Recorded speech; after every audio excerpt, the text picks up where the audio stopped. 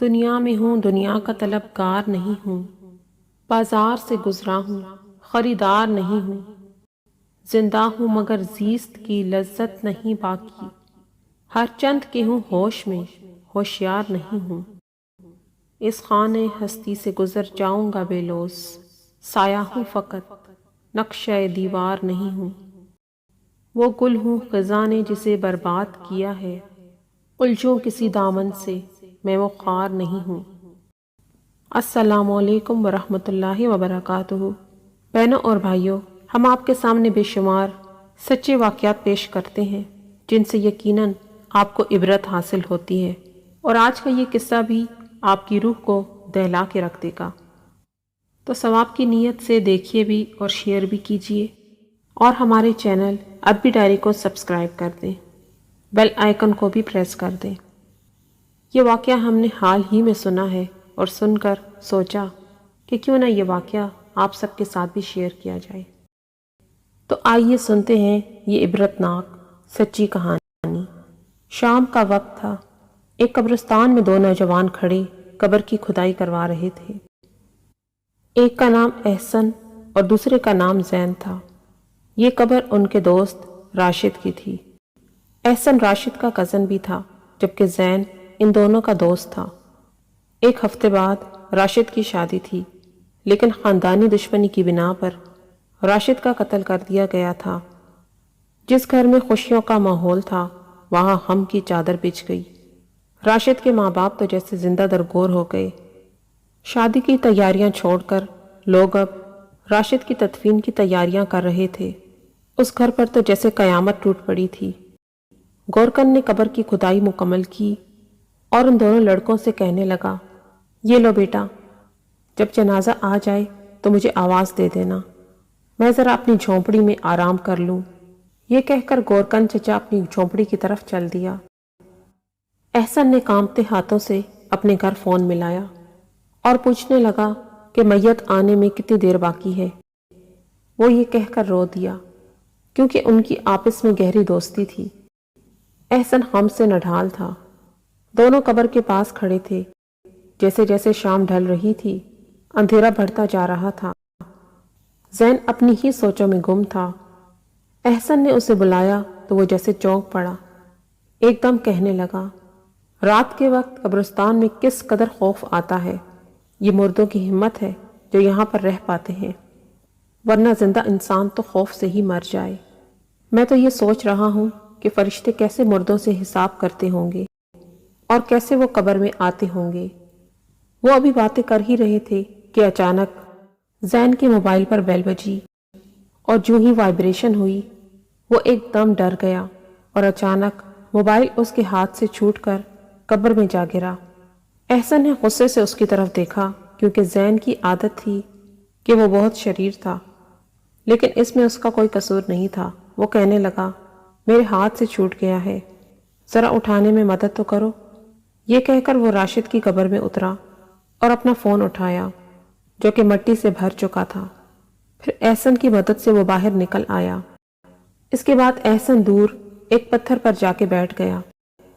اب یہ دونوں راشد کی میت آنے کا انتظار کرنے لگے، مگر زین کے دماغ میں اب کچھ اور چل رہا تھا۔ اس کی نظر قبر کے قریب پڑی 4 صلیبوں پر پڑی۔ وہ احسن کے قریب آیا اور کہنے لگا، احسن، کیا تم یہ صلیبیں ایک ایک کر کے اکیلے اٹھا سکتے ہو؟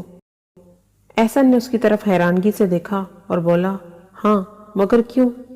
زین نے کہا، میں تھوڑی دیر کے لیے راشد کی قبر میں جاؤں گا، تم اوپر سے یہ صلیبیں رکھ دینا۔ میں دیکھنا چاہتا ہوں کہ آخر قبر میں ہوتا کیا ہے، اور جب انسان کی قبر بند کر دی جاتی ہے تو کیا ماحول ہوتا ہے۔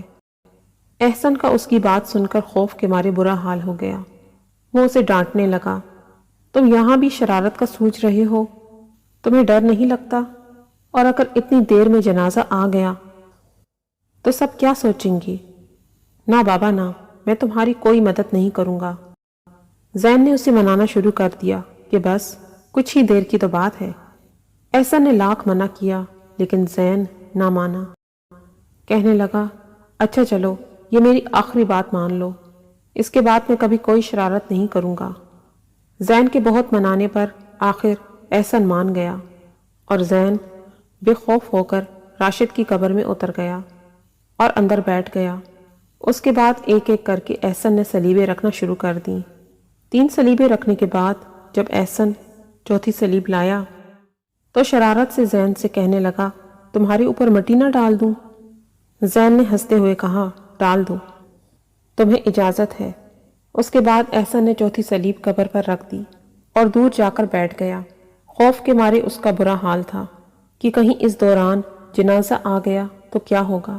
یہ سوچ کر وہ ایک دم اٹھا اور قبر کے نزدیک گیا اور زین کو میسج کیا، کہو تو اب سلیبیں اٹھا لوں، لیکن کوئی جواب نہ آیا۔ اس نے تھوڑی دیر انتظار کرنے کے بعد دوبارہ میسج کیا مگر کوئی جواب نہ آیا۔ اس کے بعد احسن نے زین کو کال کی جس پر آپریٹر کی آواز آئی کہ آپ کے مطلوبہ نمبر سے جواب موصول نہیں ہو رہا۔ اب احسن ڈر گیا کہ کہیں زین کو کچھ ہو تو نہیں گیا۔ یہ سوچ کر اس نے جلدی جلدی سلیبیں ہٹانا شروع کی لیکن اس سے نہ ہٹ سکیں۔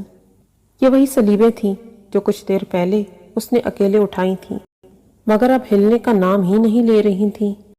مارے خوف کے وہ گورکن چچا کی جھونپڑی کی طرف بھاگا اور انہیں ساتھ آنے کو کہا۔ جب قبر پر پہنچے تو گورکن نے پوچھا، جنازہ تو نہیں آیا؟ تب احسن نے انہیں سارا ماجرا سنایا۔ یہ سن کر گورکن کے بھی ہوش اڑ گئے۔ انہوں نے جلدی جلدی سلیبیں ہٹانا شروع کی لیکن ان دونوں سے مل کر بھی سلیبیں نہیں اٹھیں۔ احسن رونے لگا۔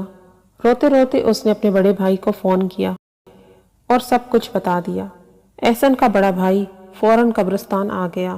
اتنی دیر میں احسن غم سے نڈھال ہو کر بے ہوش ہو گیا۔ احسن کا بڑا بھائی قبرستان پہنچا اور اس نے سارے معاملے کا جائزہ لیا۔ جو کچھ گورکن کو پتا تھا اس نے بتا دیا۔ گورکن کے دماغ میں بھی ہزاروں سوال تھے مگر اس وقت انہوں نے راشد کے لیے جلدی جلدی نئی قبر تیار کی۔ احسن کے بڑے بھائی نے زین کے گھر والوں کو اس واقعے کا بتایا اور اپنے گھر بھی فون کر کے بتا دیا۔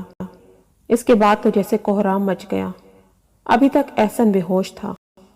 زین کے گھر والوں کے دماغ میں کئی سوال تھے کہ کہیں دونوں دوستوں کے درمیان لڑائی ہو گئی ہو اور اس میں احسن نے زین کو قتل کر دیا ہو، لیکن یہ باتیں تو تب درست ثابت ہوتی جب اس کی قبر کو کھولا جا سکتا۔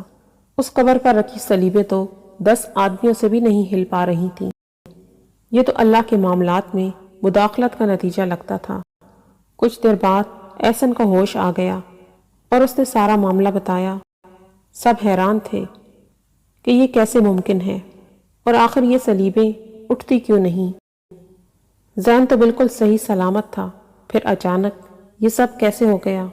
راشد کو دوسری قبر میں دفنانے کے بعد سب نے کوششیں کی کہ کسی طرح زین کی قبر کو کھولا جا سکے مگر کچھ ممکن نہ ہو سکا۔ یہ زین کی شرارت کا عبرتناک انجام تھا۔